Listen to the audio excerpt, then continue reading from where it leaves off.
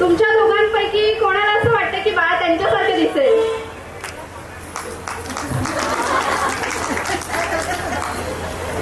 बाळ मोठं होऊन रुसलं तर त्याला सर्वात जास्त कोण म्हणवेल?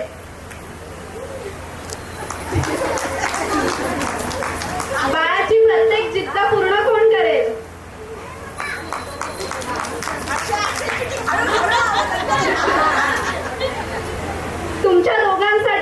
तुमच्या दोघांपैकी बाळाच्या फ्युचरसाठी आतापासून कोण प्लॅनिंग करतंय?